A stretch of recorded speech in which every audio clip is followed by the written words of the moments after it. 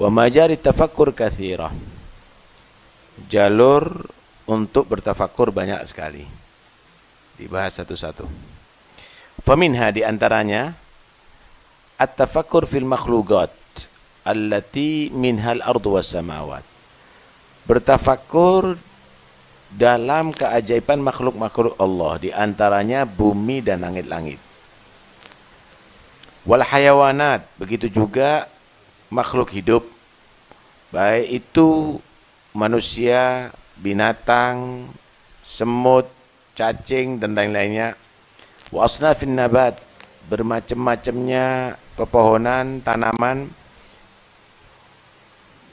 Wa nafsuk, dan jiwa kamu, diri kamu sendiri. Wa ma'anik, atau sifat-sifatnya kamu.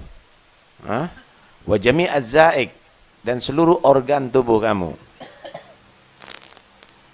Qala Allah Ta'ala, inna fi khalqis samawati wal ardi, sesungguhnya di dalam ciptaan langit-langit dan bumi, wa ikhtilafil laili wan nahari, dan berbedanya, bergulirnya malam dan siang hari, wal fulkil lati tajri fil bahar, dan kapal-kapal atau perahu-perahu yang berjalan ada di lautan, bima yanfa'un nas, dengan apa yang memberikan manfaat kepada manusia, mengirimkan kargo untuk menjadi kendaraan dan lainnya. Wa ma anzalallahu minas sama, dan apa yang Allah turunkan dari langit, dari atas, mimma'in, daripada air, fa ahya bil ardh, maka dengan diturunkan air akan menjadi hidup itu bumi, subur itu bumi, ba'da mautiha, setelah matinya itu bumi, artinya setelah mengeringnya itu bumi. Wa batha fiha min kulli dabbah, dan Allah menyebarkan di bumi ini banyak binatang-binatang yang melata. Wa tasrifir riyah, dan Allah mengirimkan angin-angin. Was sahab, demikian juga awan-awan yang membawa air. Al-musakhkhari bainas sama'i wal ard, awan yang menggantung antara langit dan bumi yang sudah diatur oleh Allah Subhanahu wa taala. Itu semuanya la ayat, merupakan tanda-tanda kebesaran Allah, ayat-ayat Allah liqaumi ya'qilun, bagi orang yang baik, bagi kaum yang berakal. Saudara, ayat itu ada dua macam. Ada yang disebut ayat matluwah, ayat yang bisa dibaca, itu Al-Quran. Ada ayat ghair matluwah, ada ayat yang tidak dibaca tapi bisa direnungi. Karena itu yang bisa mengetahui ayat yang kedua ini, liqaumin yaqilun, liqaumin yatafakkarun, lil alimin, dan lain-lainnya. Untuk orang yang berakal, untuk yang punya pikiran dan seterusnya.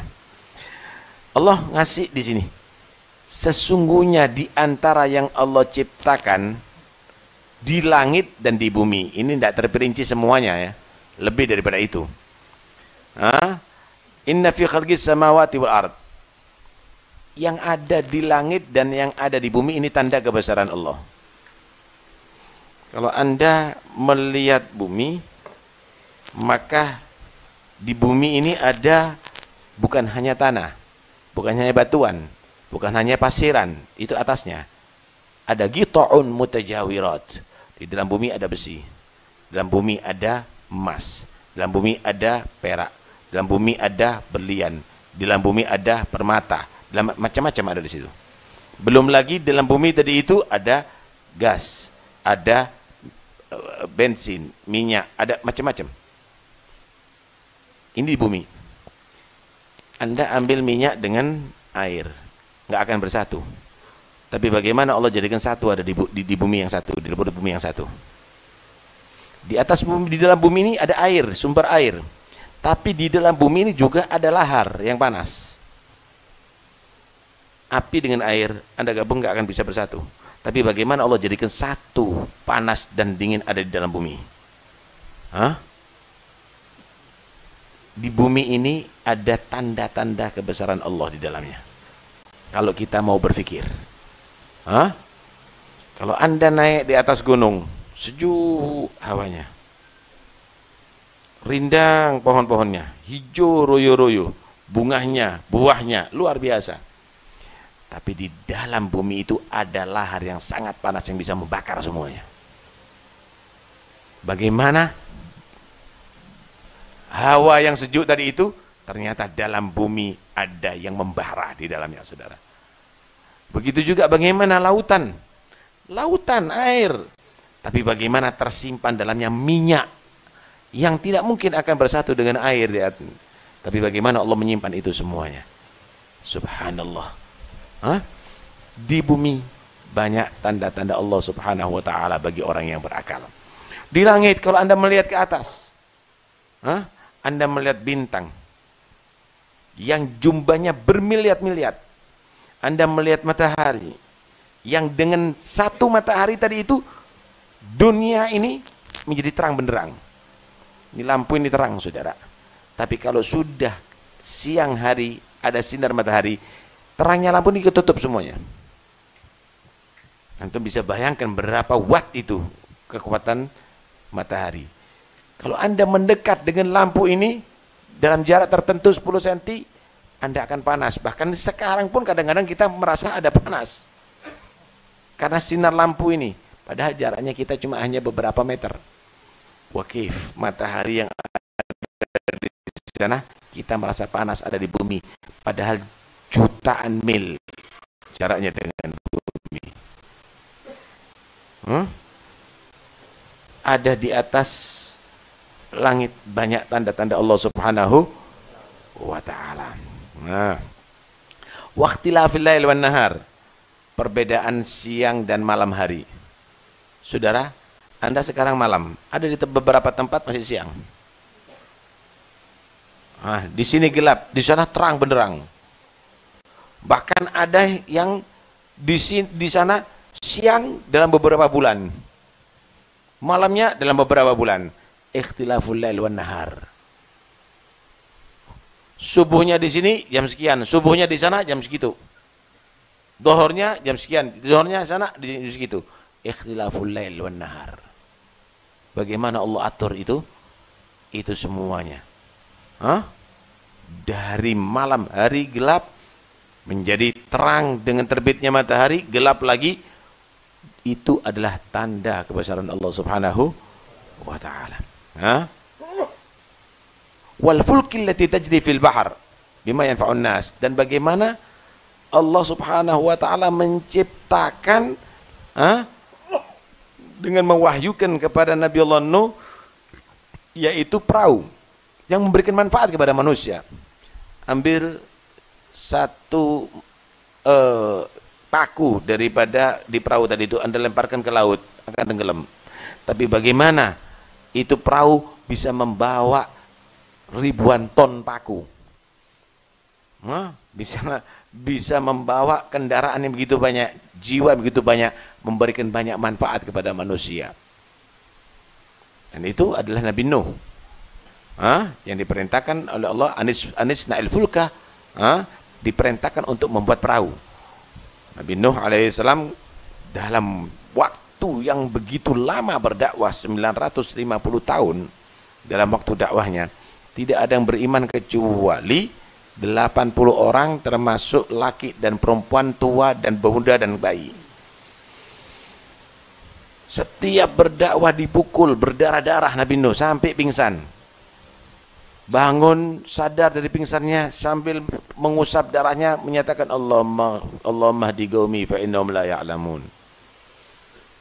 Ditunggu sama Nabi Nuh, mungkin dia tidak beriman, anaknya beriman. Anaknya lebih kafir dari bapak. Ditunggu mungkin cucunya. Terus demikian. Dan setelah Nabi Nuh diberitahu oleh Allah bahwa tidak ada yang beriman dari kaumnya kecuali yang mengikuti dia saat itu, baru Nabi Nuh berdoa, Rabbi la tadar al-ardi minal kafirina dayara, jangan engkau sisahkan ya Allah satu pun di antara mereka, supaya enggak ada lagi sudah orang-orang yang tidak beriman itu di atas bumi, kecuali pengikutnya Nabi Nuh yang beriman. Maka Allah perintahkan Nabi Nuh untuk menanam pohon. Menanam pohon taj, pohon udi, pohon jati, pohon yang kuat itu yang penting. Ditanam. Jadi kaumnya 80 orang itu yang nyiram gitu. Orang-orang semuanya kafir menghina, menertawakan. Hah? Menertawakan. Ini balon, ini ada apa ini, nanam pohon ada di padang pasir nih. Terus disiram 100 tahun, saudara. Nunggu pohon ini besar. Setelah itu dipanen, ditebang, Nabi Nuh alaihissalam diperintahkan untuk membuat perahu yang begitu besar, yang membawa pengikutnya dan juga membawa binatang berpasangan yang ada di bumi ini. Waktu membuat tadi itu tambah mereka menertawakan. Padang pasir, dia buat perahu. Ini untuk apa? Kendaraan apa ini? Hah? Kendaraan apa ini? In taskharu minna fa inna naskharu minkum kama taskharun. Ya, saat itu mereka mentertawakan, tapi satu saat ketika Allah akan menurunkan bala, mereka akan menjadi bahan tertawaan nantinya. Nah, begitulah Allah Subhanahu wa taala menguji para nabi, enggak langsung spontan. Langsung dihabiskan mereka, menang langsung. Enggak, iman ini diuji 950 tahun, saudara. Baru ketika saatnya sudah tiba, yaitu air yang di sumber ini menjadi seperti air panas yang mendidih. Maka semuanya diangkat sama Nabi Nuh. Dari situlah terjadi banjir yang luar biasa yang menenggelamkan semuanya. Yang jelas perahu itu menjadi sebab keselamatan umatnya Nabi, dan akhirnya terjadilah perahu tadi itu menjadi yang memberikan manfaat kepada manusia. Wa ma anzalallahu minas sama'i mim ma'in fa ahya bil ardh, dan air hujan yang Allah turunkan dari dari atas, dari awan. Saudara, antum bisa bayangkan, jadi awan ini seperti pengiriman air. Kalau di atas bumi ini kendaraan, ya berarti apa? Tanker itu ya, apa? Tangki. Ya, truk tangki itu untuk mengirimkan. Maka di atas ini Allah jadikan awan ini membawa air. Sesuai dengan perintah Allah, ke kanan, ke kiri, ke barat, ke timur, ke utara, ke selatan, dan yang dibawa adalah jutaan ton air. Tidak ada satupun yang jatuh ke bumi kecuali dengan seizin Allah dalam ukuran yang sudah ditentukan oleh Allah. Antum bisa bayangkan kalau jutaan air tadi itu jatuh sekaligus, nggak ada yang hidup nih. Tapi bagaimana Allah takdirkan air hujan itu turun di bumi dengan tetesan air yang kecil-kecil tadi itu, genteng kita nggak pecah. Bahkan kena daun-daun pun nggak sampai jatuh. Sehingga menjadi satu kenikmatan yang Allah berikan kepada kita. Dari air hujan Allah jadikan bumi ini subur, saudara. Subhanallah. Padahal kalau dilihat prosesnya hujan itu kan dari uapan air. Uapan air yang paling banyak adalah air laut. Kalau kita ambil air laut kita siramkan ke pohon, mati. Tapi dari air laut tadi itu bagaimana Allah jadikan, subhanallah, menjadi tawar, dan Allah kirim kepada kebutuhan manusia dari itu, turun ke bumi, hidup ini bumi. Subhanallah. Fa ahya bil arda ba'da mutiha wa bathiha fiha min kulli dabbah. Anda lihat ada di atas bumi ini betapa banyak binatang yang melatah di atas bumi.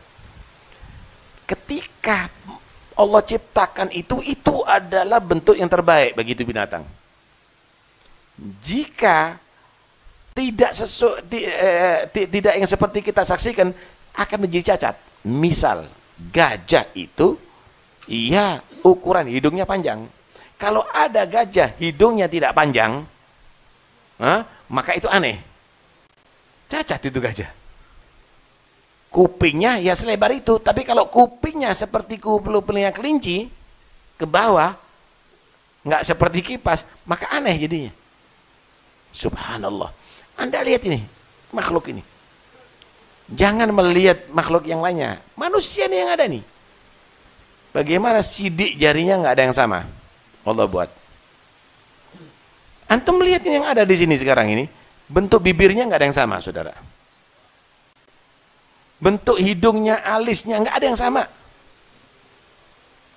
Tegak badannya nggak ada yang sama. Cara geraknya nggak ada yang sama. Suaranya nggak ada yang sama. Nggak ada yang sama. Kalau Anda mendengarkan suara burung, 100 burung misalnya berkutut, ya sama. Tapi bagaimana manusia ini nggak ada yang sama. Allah ciptakan. Sehingga kita bisa mengenal, orang buta pun bisa mengenal, ini anakku, suara anakku ini. Ini saudaraku, ini tetanggaku. Subhanallah. Hah? Antum kalau tambahi ayam tadi itu kakinya menjadi 4, aneh jadinya. Itulah Allah Subhanahu wa taala ciptakan makhluk ini. Oh, wabatha fiha min kulli dabbah. Allahu akbar. Hah? Wabatha fiha min kulli dabbah. Saudara, kalau Anda lihat bagaimana binatang yang besar gajah, bagaimana nyamuk yang kecil, itu ada kemiripan. Gajah punya telalai untuk menyedot air, maka Allah berikan juga nyamuk ada telalainya untuk menyedot darah. Ada telalainya.